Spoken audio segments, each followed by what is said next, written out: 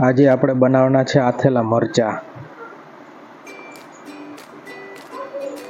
આ મરચાં તમારે 3 મહિના સુધી બગડે નહીં, ફ્રીજમાં ના રાખો તોય ગમે.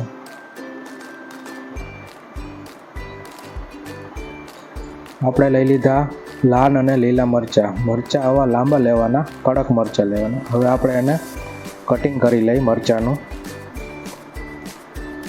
નાનું નાનું કટિંગ કરી લેવાનું મરચાંનું.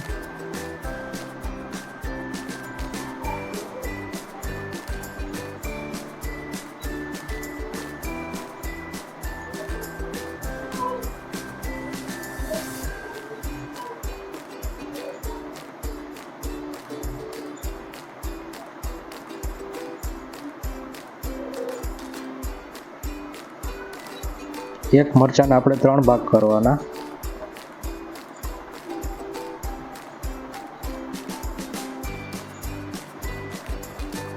હવે આપણે લઈ લીધા લાલ મરચાંનું કટિંગ કરી લઈ. એના આપણે 2 જ ભાગ કરવાના.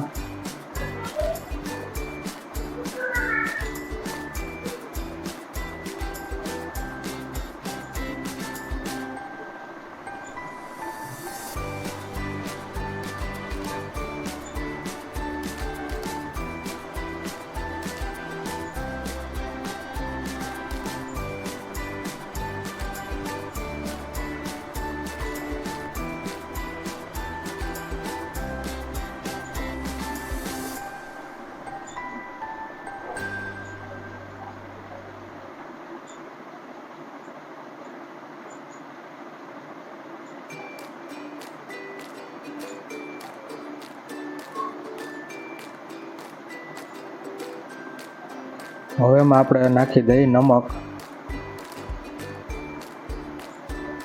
આપણે નમક નાખી દઈશું એમાં થોડું. નમક નાખ્યા પછી એને થોડીક વાર હલાવી નાખવાનું. એટલે નમક મરચાંમાં આપણે સરખું મિક્સ થઈ જાય.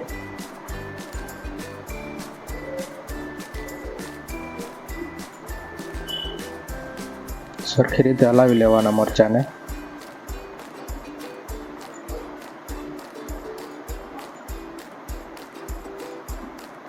મરચાં હલાવીને પછી એને 5 મિનિટ આપણે આવી રીતે ઢાંકી દેવાનું. 5 મિનિટ પછી મરચાંને પાછા ખોલી નાખવાના. એટલે તમારો નમકનું થોડુંક એમાં પાણી જેવું થઈ ગયું હોય, મરચાં પાણી જેવા થોડાક થઈ ગયા હોય, એટલે નમક એમાં સરખું મિક્સ થઈ ગયું હોય. પછી એને આવી રીતે બીજામાં આપણે હોલવાળું વાસણ લઈને એમાં આપણે થોડુંક હલાવી નાખવાનું. તો પાણી થોડુંક હોય એ નીકળી જાય, થોડાક મરચાંના બી હોય એ થોડાક નીકળી જાય. પછી એને પાછા વાસણમાં લઈ લેવાના. હવે એમાં આપણે નાખી દેવાના રાઈના કુરિયા. પછી નાખવાની વરિયાળી.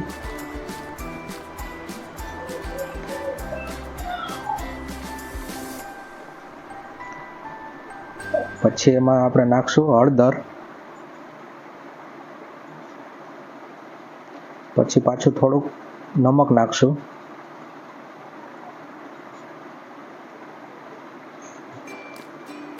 પછી એમાં થોડુંક આપણે તેલ નાખશું.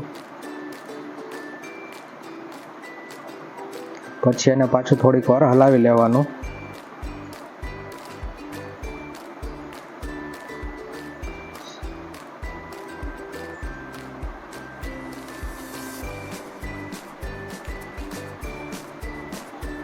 થોડીક વાર હલાવતા રહેશું આપણે મરચાંને, એટલે સુધી મસાલો એમાં મિક્સ થઈ જાય મરચાંમાં.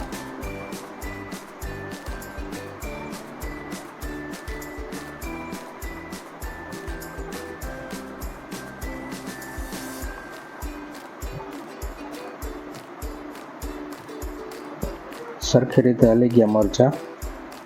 જોઈ શકો છો તમે કે હવે મસાલો આપણો મિક્સ થઈ ગયો છે એમાં. આ મરચાં આપણે ખાવા માટે અત્યારે મરચાં તૈયાર થઈ ગયા છે. હવે એને આપણે બરણીમાં આપણે એને સ્ટોર કરી લેશું.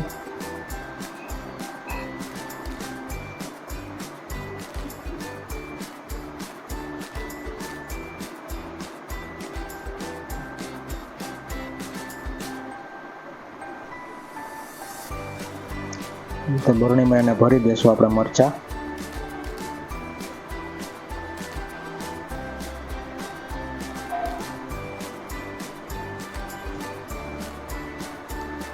આપણા મરચાં અત્યારે આપણા આથેલા મરચાં તૈયાર થઈ ગયા છે. હવે આને તમે ખાઈ શકો છો. કમ્પ્લીટ આપણા આથેલા મરચાં તૈયાર થઈ ગયા છે.